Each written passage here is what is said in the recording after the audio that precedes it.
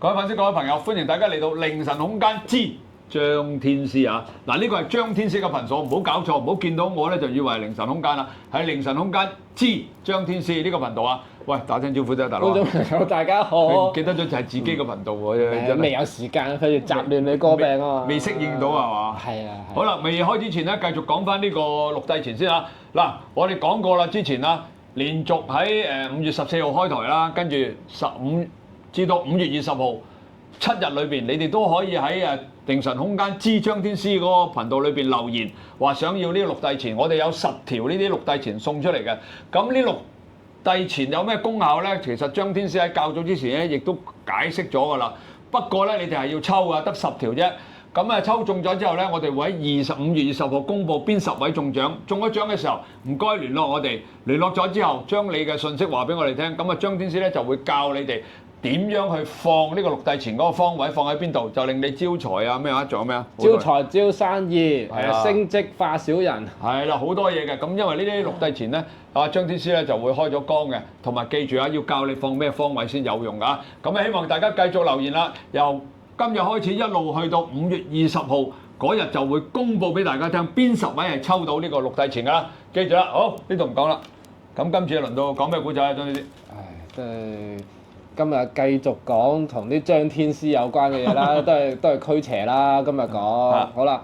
咁啊，我知道本台咧，尤其是其他嗰幾個師傅咧，一日到黑都喺度作邪作鬼、作邪作鬼咁樣。佢哋職業嚟㗎喎，佢哋就本身就做呢樣嘢㗎啦。係啦，咁啊我哋民間嚟講啊，即係民間信仰嚟講啊，有一個好方便嘅法門就搽日腳啦。咁搽日腳其實之前都有啲片講過㗎啦。咁如果大家想重溫，可以翻去睇嘅。咁啊，但係我覺得就第一我有啲親身經歷，我身邊嘅人有做嘅。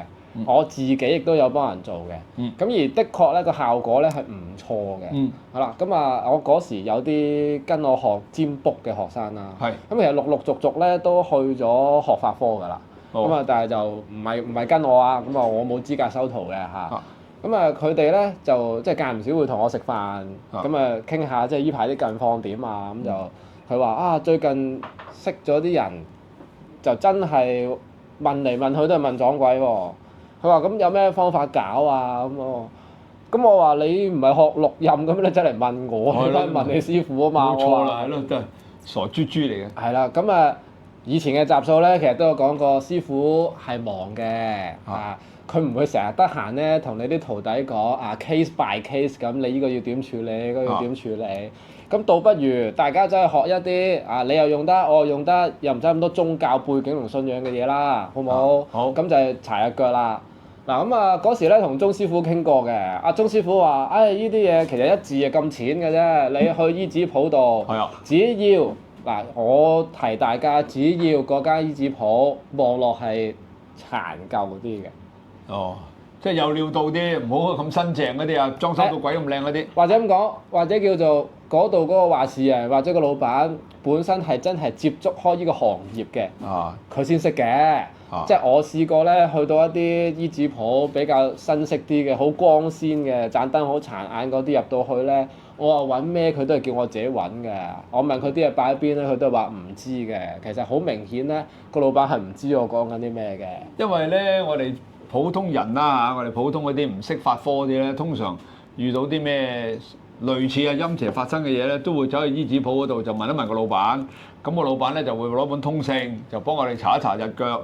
咁查完之後咧就話你某時某月某日就發生咗啲咩事，跟住咧就會叫你買啲乜乜乜去拜。就通常情形都係咁噶啦，咁多年係嘛？就係類似係咁嘅情形咯。冇錯。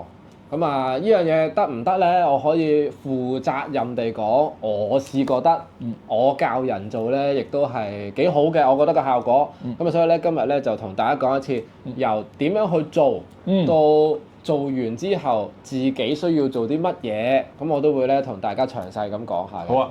咁啊，通勝玄學界又好，宗教界又好，咁基本上咧呢本嘢咧就係我哋嘅玄學界嘅百子櫃嚟㗎啦。你一打開咧，唔計學英文嗰幾頁咧，真係樣樣嘢都好有用嘅，包括佢有啲咩咧，我可以同大家簡介下。遲啲咧，其他嘅集數咧，我會揾一集咧，詳細講佢入邊有啲咩係大家好值得去睇嘅。好冇乜人講。咁但係你要知咧，佢入邊其實已經包含咗風水、算命、占卜、擇日、驅邪。同埋學英文嚇，英文都學過。係佢有嘅，佢有嗰啲咩溫套咩咁樣。咁得意嘅原來。大家自己得閒有興趣可以望下。你講都唔知喎真係。好啦，咁啊講翻我哋今日嘅主題啦。今日嘅主題都係講搽日腳嘅。嗱，首先搽日腳係俾咩人用嘅咧？一般嚟講咧，都係講緊你要有身體上面嘅症狀，我哋先會開始話建議你搽日腳嘅。咁譬如以通勝入邊講，到底有啲咩症狀咧？常見嘅咧，咁啊有啲發狂啊、頭痛啊、嘔吐啊、失眠啊。唔似普通都市人都有嘅呢啲嘢係嘛？係啦，咁所以咧，你查症狀咧，你問我咧，其實就我覺得冇乜用嘅，冇乜參考價值嘅。咁另外咧，佢入邊會寫咩咧？就係話啊，到底你係撞到啲乜嘢？係啊，撞到啲陰邪啊嘛。咁佢咧就講得好恐怖嘅，可能南方啊唔知有4個山神，咁啊唔知邊度有2個吊死鬼咁啊衝撞咗，咁啊引致到頭先講嗰啲症狀咁啊。咁我覺得咧，大家都唔好去考究啦。總之咧，話俾你聽，你做咗呢套嘢咧，咁其實就有用㗎啦。咁如果大家唔信嘅，你都可以自己試下啦，唔貴嘅。成套嘢執晒咧，你預200蚊內啦，200蚊內咧基本上就會執得到㗎啦。好啦，咁啊重新介紹下先。咁佢嗰個咧搽日腳係喺邊度嚟嘅咧？嗱咁啊，依本咧我哋就係依本係永經堂嚟嘅。係有其他出咁啊，產。坊間有3本就最流行啦，一本叫永經堂，一本就叫廣經堂，一本就叫聚寶樓。但係聚寶樓定聚寶堂咧？因為嗰本好少用嘅，我都唔記得咗啦。咁啊，其實咧買邊本咧，只要你買依個 size，嗱佢有分3個 size 嘅。大家如果想看門口嘅，我建議你哋買本大嘅，因為以前阿祖哥話俾你聽，最誇張嗰個講法係咩咧？就係話因為通勝入邊咧，佢有好多天師符啊，即係以前咧鍾師傅咧都有掀過俾大家睇，有一紮天師符噶嘛。咁有人話咧，通勝本身咧係可以辟邪嘅。咁咧以前咧就真係有個朋友仔同我講噶，佢話佢去幫人睇風水。我嗰個朋友咧就唔係全職嘅，佢愛好者嚟嘅啫。咁但係佢都會幫啲朋友執下屋嘅。咁我個朋友咧就成日都話自己間房咧有嘢。係啊，成日認住有嘢。我唔記得佢話有啲玻璃有掌印定係咩啦。我成日覺得係佢個仔自己喺度貪玩啫。咁佢又話成日都有鬼咁樣。咁我朋友咧就話嗰時咧帶本通勝過去，我哋依行咧做嘢咧基本上都有一本喺手㗎啦，隨身攜帶嘅。佢話本通勝咧一擺低嘅時候咧，就見到有個黑影咧就喺窗口度飛咗出去喎。咁犀利！嗱，咁信唔信就隨得大家啦。呢個咧我都係道聽途說嘅啫。咁我哋有啲更加正統嘅嘢咧，我哋就會用啲正統啲嘅方法嘅。好啦，咁我哋睇翻搽日腳嗰度啦。搽日腳嗰度咧，大概你就會見到。好啦，俾鏡頭望下先。得嚟。好啦，俾鏡頭望下先。大概你就會見到咁樣長方形一格格。咁上邊嗰條符咧，大家就即管都可以唔使理㗎啦。因為你問我凡人寫符有冇力咧，係時有時冇嘅。我哋唔可以一面倒話冇啊。咁但係佢會根據好多因素咧，而佢決定你寫嗰條符有冇力。不過你冇宗教背景咧，都咁講㗎啦。就算寫條符有力咧，其實你都係寫傷自己個人嘅，因為就等於之前嘅集數講啊，你能量問題啫嘛。你而家儲咗啲能量落去，你係俾一條符，咁你其實你自己又要由頭儲過嘅。好啦，咁嗰個虛弱嘅時期有冇問題咧？咁唔知啦。咁其實係有啲危險嘅。好啦，咁入邊包含咗乜嘢嘅資訊咧？首先佢會有啲日子俾你嘅，咁但係咧佢係用天干地支去釐定啲日子嘅。咁你點樣去睇天干地支啊？咁你要配嗰本嘢咯喎。你手機又好，你買書又好，你加多本萬年曆。好啦，去查乜嘢咧？譬如我假設今日有位陳小姐。咁啊，陳小姐就話咧，我發燒發咗2個月都唔好喎。我成日睇醫生食退燒藥就好2日，唔食退燒藥咧就即刻燒翻。咁咧就懷疑係邪病。好啊，咁如果你係我哋呢一行嘅，咁你可能可以去神壇度擲聖杯啦。你可以做一個占卜去問下，到底係咪陰邪作祟啦，或者其實根本就真係啲醫生啲藥唔靚咁都可以噶嘛，係咪先？係。好啦，咁如果你確定咗，或者你覺得主流嘅醫療咧已經唔係好幫到手啦，係確定咗同呢啲嘢有關啦，咁你搽藥腳你就揾翻你第一日唔舒服嘅日子，咁就去對翻咧頭先顯俾你睇個頁，譬如我第一日嗰日係4月25號，咁我就要 keep 萬年曆啦。2025年4月25號係咩日子嚟嘅咧？咁可能嗰日係壬申日嚟嘅，嗱作㗎咋，冇特登去睇下。咁壬申日嚟嘅，咁咧你就要打開通勝咧，揾翻佢有一格咧，就淨係註明係壬申日嘅啫。咁下邊咧第一句就會開始講咯喎，衝撞到啲乜嘢啊？咩唔知南邊有吊死鬼3隻啊？咁啊症狀啊如下：頭痛、發狂啊、骨痛啊、失眠啊咁樣。好啦，咁之後咧佢就會有啲製品去提議你要買啦。咁通常有啲咩咧？嗱，有幾樣嘢咧都好常見嘅，常見嘅咧就係水飯。生果、酒，有時咧就唔用酒嘅，有時用茶嘅。好啦，咁有時咧係用紙船，有時咧就用紙馬。咁紙馬嘅形狀咧就係一張白色底嘅長方形紙，上邊咧就畫咗用綠色畫咗一隻馬喺度，咁就叫紙馬，就唔係一個馬嘅形狀嘅。你喺香港嘅醫紙鋪買到嘅咧，通常都係嗰隻㗎啦。咁啊，紙船係咩咧？紙船咧就通常咧有啲地方啊即場摺俾你嘅。因為咧，佢就只不過係攞個紅色嘅紙，咁然之後咧就接咗一個船嘅形狀，咁啊俾你攞埋去燒嘅啫。咁啊傳統信仰咧，就覺得佢因應佢可能唔同嘅死法，或者佢係一啲唔同嘅生命形態，佢要有唔同嘅嘢咧，佢先離開到嘅。咁樣所以咧，有時係紙船，有時係紙馬。好啦，咁今日真係學術少少嘅介紹咩咧？佢入邊講嗰啲嘢咧，你去就咁去行入醫紙鋪咧，你揾唔到嘅。佢可能會同你講嗱，祖哥咁嘅，咁可能咧嗰日我哋嘅拜祭咧就要水果酒飯，自己買咯。好啦，咁啊水就真係水啦，果啊生果啦，酒就通常都買白酒啦，你唔好買罐啤酒過去啦。咁啊飯咧就通常就係有啲人就話半生熟啦，冇半生熟你又攞啲熟飯灑啲生水，即係灑啲水喉水落去先至攞去拜啦。好啦，跟住。黃錢500，黑錢500。咩叫黃錢500？係啦，咁到底係咩嚟嘅咧？呢啲啊？咁其實咧佢有講嘅，咁通常咧佢會用4種顏色去區分咩叫做黃錢，咩叫做黑錢，咩叫做白錢，咩叫做青錢，或者有啲地方叫綠錢啦嚇。咁其實咧。佢個分法咧就係你哋而家台面見到呢幾樣啦。嗱，台面我哋有啲咩咧？唔計個通勝，我哋有金銀。係金銀咧。好啦，有呢一張嘢，好攤開俾大家望下先。等我嚟。等我嚟啦，祖哥。好啦。咩啊？好啦，呢一張嘢你見到咧好多經文喺上邊嘅幾個圈圈咁樣。呢張嘢咧，我哋叫做七經咒或者七經紙。好啦，咁你攤開就係咁嘅樣啦。咁但係一般你喺醫紙鋪見到咧，一沓㗎。佢哋就會喺一包包咁樣入住咗俾你㗎啦。好，咁另外除咗呢啲嘢之外咧，常見嘅就係溪錢。好啦，溪錢以外咧，陰司紙就有係啦，你哋係叫陰司紙啦，或者咧佢正統啲嘅名咧就叫冥錢。咁啊有唔同嘅發鈔銀行嘅，有天地啦，天地最出名啦，係啊，第二間係冥通，好似有第3間嘅，我唔記得咗啊，同下邊啲銀行唔係好熟嚇。咁其實咧，紅錢嘅意思咧，紅錢嘅意思就係金銀。好啦，咁你話佢如果真係寫紅錢500，你係咪真係有500張咧？咁當年我哋師承學嘅時候咧，就話如果佢寫得500咧，你最好都有500張或者要以上。所以咧買多好過買少嘅。好啦，咁黃錢就好簡單啲啦。黃錢咧就係依張七經咒啦。咁啊咁多樣嘢咧，得佢係黃色嘅啫，所以佢係叫黃錢。好啦，咁黑錢白錢係同一樣嘢嚟嘅。其實黑錢白錢咧一律佢都係泛指係溪錢。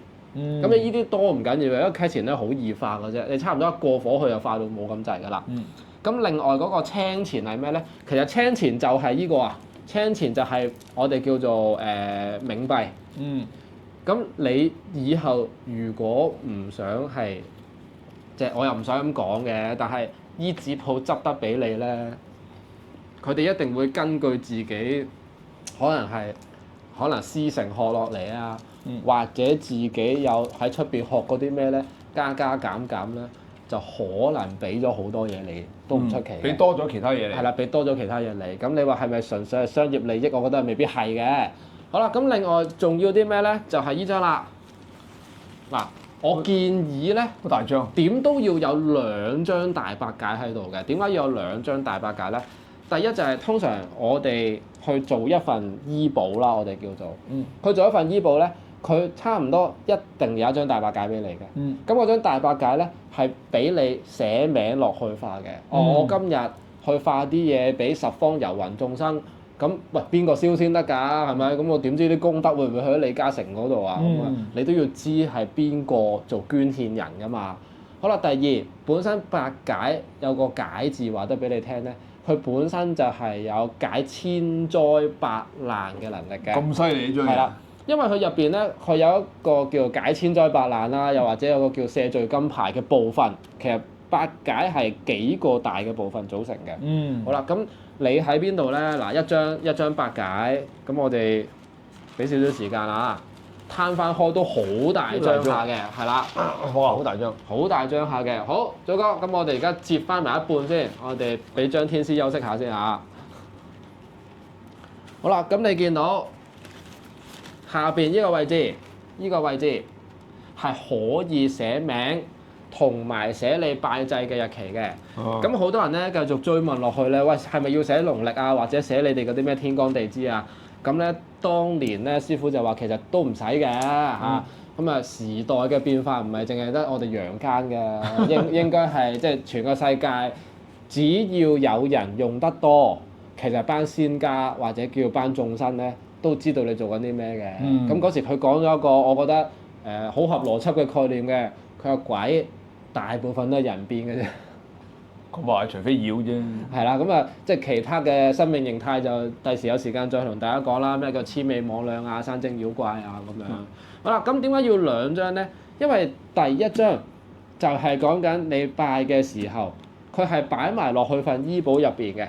好啦，咁你而家俾啲嘢人，你都要話俾人哋聽，其實我祈求緊啲咩㗎嘛？即係祖哥，我今日過5000蚊俾你，但係我粒聲都唔出嘅。咁你攞咗，你咪繼續坐喺度咯，係咪先？唔緊要。咁原來唔係嘅，可能我俾5000蚊祖哥，我喺下邊加多句 WhatsApp，喂，祖哥，我想食威靈頓牛扒咁樣，咁我起碼都有啲着數啊嘛。好啦，咁佢喺入邊寫翻自己個名，同埋加份大白解咧，就有咁嘅意思啦。我今日嚟係做一個咧，我哋統稱叫解厄嘅儀式嘅，厄即係厄運或者災難咁嘅意思啦。我今日做一個解厄嘅儀式嘅，咁有請各方好友就嚟領受咗呢啲嘢啦。咁呢啲咧就係我嘅心意同禮貌。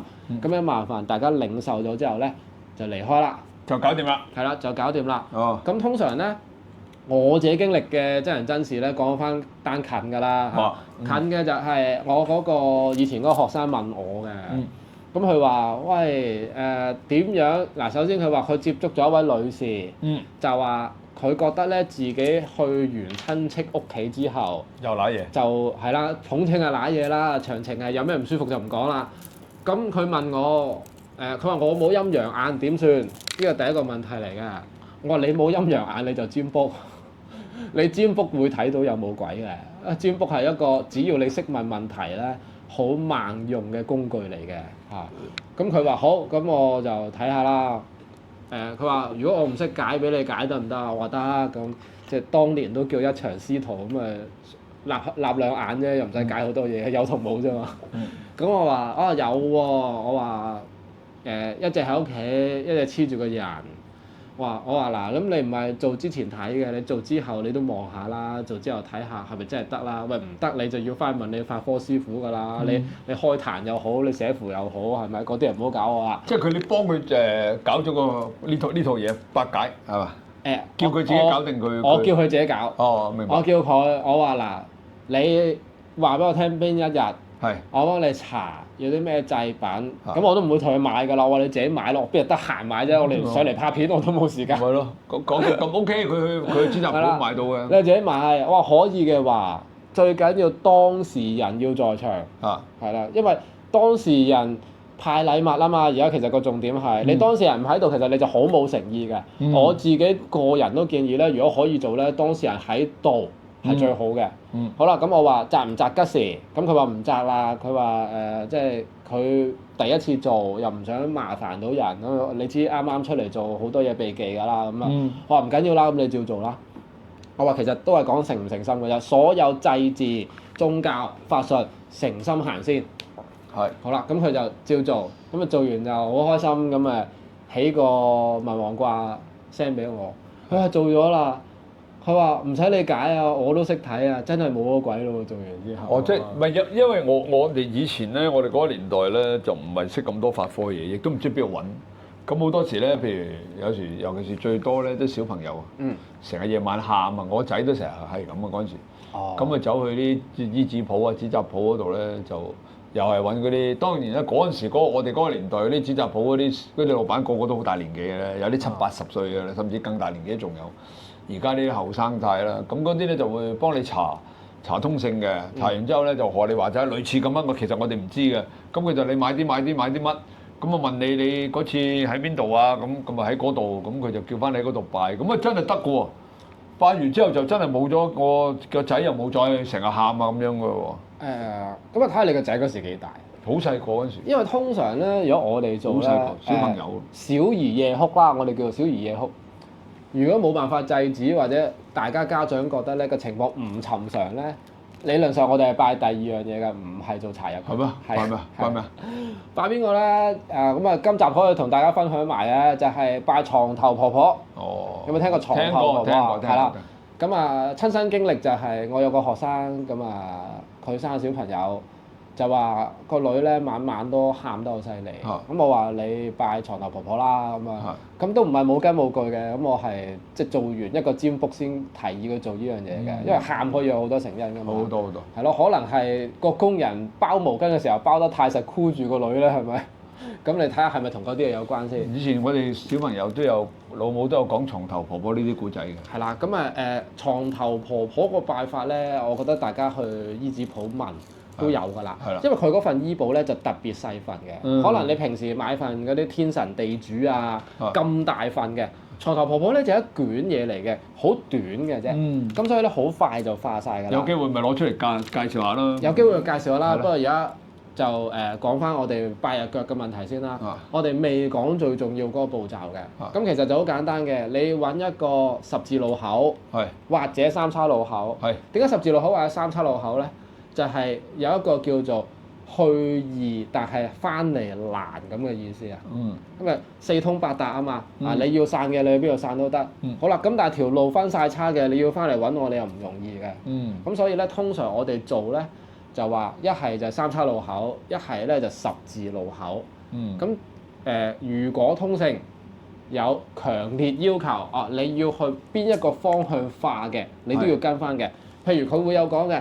今日乜乜乜症狀撞到乜乜乜嘢，好啦，祭品如下，向東南方拜祭。咁你到時咧，我就建議大家要跟足啲啦。咁我教人哋做咧，人哋係跟到好足嘅，個效果咧的確唔錯嘅。好啦，咁你其實就好簡單嘅啫，唔使好似我哋咁講咒、講經、講古文㗎啦。應該道歉嘅道歉。應該祈求嘅祈求，你自己心中有數啦。總之大家立定個主意都得㗎啦。你為咗解決件事啫，你又唔使咁即係咁有骨氣嘅。你講聲對唔住，或者你講聲唔好意思，係啦，你直頭當呢啲係賠禮嚟嘅。人哋收咗咧，真係冇事㗎啦。好啦，咁咪點咧？咁咪揸住炷香就品啦。今日善信乜乜人。好啦，知道衝撞咗乜乜神明或者各方好友或者各方貴人。好啦，咁啊特來拜祭啦。咁啊請大家咧受納。咁啊希望咧從今以後我身體健康同平安咁樣，咁就化晒啲嘢。基本上喺傳統嘅拜日腳嚟講，你就完成晒㗎啦。咁但係我建議大家咧，既然識得張天師咧，就不妨買多一張。好啦，因人而定啦，要買幾多張咧？譬如今日我係求助嘅善信，祖哥係法師。好啦，咁佢咧夜晚咧就帶我喺十字路口度，要我自己揸住炷香喺度品神喺度化寶，佢淨係喺隔離教我嘅啫。係。咁理論上咧，化晒所有嘢之後咧，我應該要剩翻2張大八解嘅，一張係祖哥自己用，一張係俾我用嘅。咁你再咩咧？你就係再攞翻張大八解出嚟。好啦。咁以前咧有講過一個講法咧，就係話根據個嚴重情況，咩叫嚴重情況咧？你最簡單嘅判斷方法就係你病得幾犀利。你燒到39度同燒到41度係爭好遠㗎。好啦，根據個嚴重情況，你可以揀超過1張大八解。咁但係全部都讓單數，1張係最少。1、3、5、7、9。最多用到9張。9張之後咧，通常以我哋中國文化或者道教概念嚟講咧，9張之後唔可以再多㗎啦。好啦，咁就點咧？咁咧通常咧寫名就寫名啦，寫翻喺我頭先教大家寫名嗰個位置啦。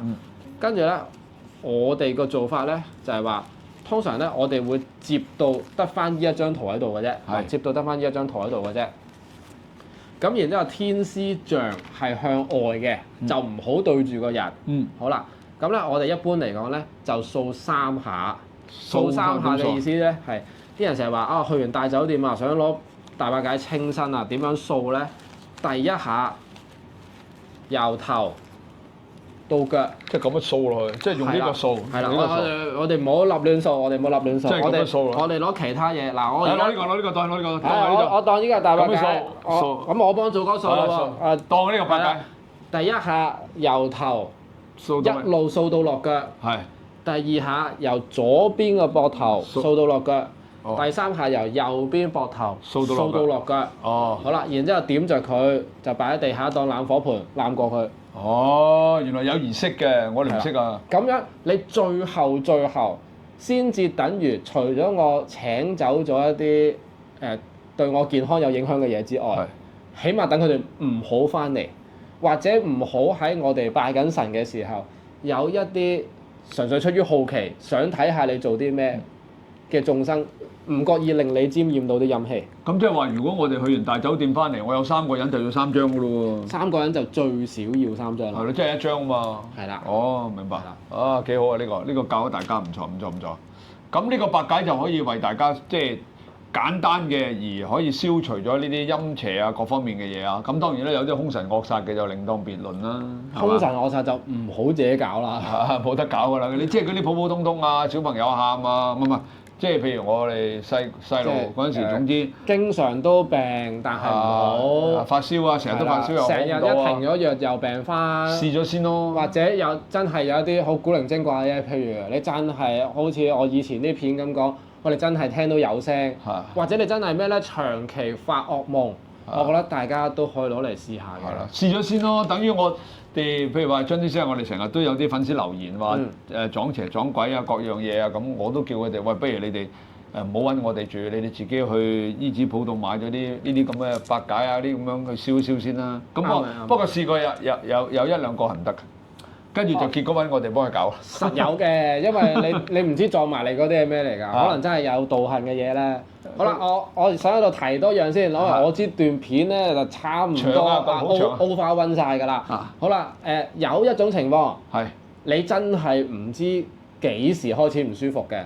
譬如 touch wood，佢真係病咗好耐啦。佢病咗3個月咯喎，你問翻我邊日記得啊？唔記得㗎。我琴晚食咩我都唔記得啦，祖哥。問3個月唔記得啊？好啦。咁你就將可以買嘅嘢全部買晒，即係你而家台面見到嗰啲，又唔係呢啲，最少每樣500，然之後有船、有馬、有生果、有水飯、有茶、有酒，我哋整個大包圍嘅。我話俾大家聽，試過㗎啦，一樣可以。即係總之唔知道嘅時間多，亦不過買多啲啫。唔知道嘅時間就所有嘢都要買齊。係啦，買齊晒1、2、3、4、5樣嘢，5樣嘢。萬無一失。好，萬無一失。喂，嗱呢集我哋差唔多啦嘛？呢集差唔多啦。嗱記住啦，繼續如果想抽呢個六帝錢啦，呢個5帝嚟㗎，到時有個六帝錢嘅。呢個係 sample。係啦，呢個 sample 嚟嘅。正版唔係呢個。係啦，想抽呢個六帝錢嘅咧，就記住啊，一路留言。咁你留一次言得㗎啦，唔使日日留嘅。咁我哋就會到時咧喺5月20號嗰個凌晨空間之張天師嗰咧，就會喺留言區度公佈邊10位朋友抽中㗎啦。咁啊，到時聯絡翻我哋咧就可以領獎㗎啦。好啦，呢度講完啦，話嗱呢集我 OK 喎，呢集講咗好多嘢喎，係嘛，好多迷思都講咗出嚟，仲有教大家咧去完大酒店之後咧翻嚟點樣燒白解，原來燒白解咧都係有方法㗎，或者去完醫院都可以用嘅。即係總之去完啲你覺得陰邪啊、拜山啊，甚至乎你去完呢個磨合石啊嗰啲咁嘅地方啊、將軍澳啊，都可以做呢樣嘢係嘛？可以。好，咁呢集我哋到呢度陣先。好。同我哋同粉絲講拜拜啦！記住點讚、收藏、轉發，留意我哋嘅凌晨空間之張天師。咁啊，我哋就會繼續啦，張天師咧拍多啲好片俾大家啦。我哋都講拜拜咯，再見，拜拜。